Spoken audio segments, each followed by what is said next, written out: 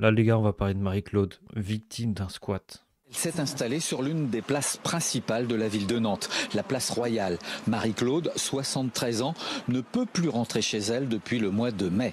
Un squatteur a pris sa place dans la maison qu'elle faisait rénover. Non mais vous imaginez, depuis le mois de mai, on est le 25 octobre, ça veut dire que ça fait 5 mois qu'elle est à la rue. Il a siliconé toutes les serrures de la maison, sauf celle de la cuisine par laquelle il sort, en emmenant la télécommande du volet roulant. Donc il ferme le volet et voilà. Marie-Claude avait accepté dans un bail de louer une chambre de 22 mètres carrés, 450 € par mois, à un homme qui disait avoir trouvé du travail. Une personne envoyée par une association de quartier et qui ne paye plus.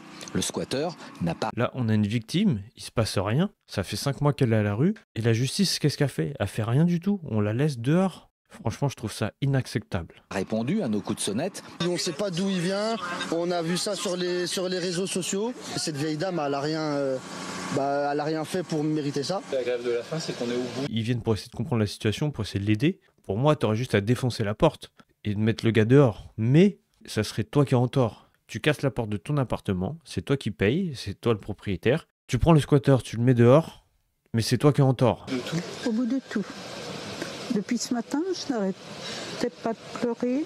Je crois que j'ai tout pleuré encore, voyez-vous. Bon, voilà, c'est mon seul recours. L'ancienne infirmière craint l'arrivée de la trêve hivernale le 1er novembre jusqu'en mars 2026. Le squatteur a Vous imaginez, elle est à la retraite, elle a travaillé toute sa vie. Ça se trouve, elle a fait un crédit pour payer son logement. Elle est propriétaire, elle veut juste vivre sa vie tranquille, finir sa vie tranquillement, paisiblement, et il se passe rien. Je sais pas, il y a des gens où on les aide et d'autres on les aide pas. Elle a travaillé toute sa vie pour ce pays, il lui vient même pas en aide. Ça, c'est incroyable. porté plainte contre elle pour violation de domicile.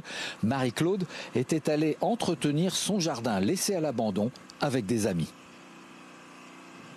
Non mais imagine, non mais celle-là, elle est incroyable. Le mec, il va porter plainte pour violation de domicile, alors que déjà, c'est pas chez lui.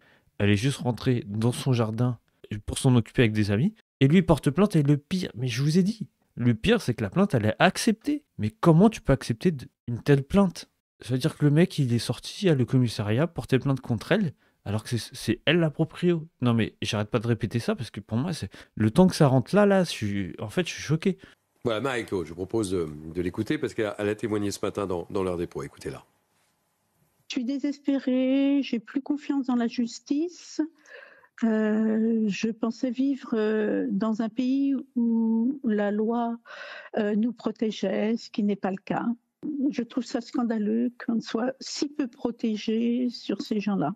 Pour le coup, elle a totalement raison. Je suis vraiment écœuré de sa situation, de cette situation-là.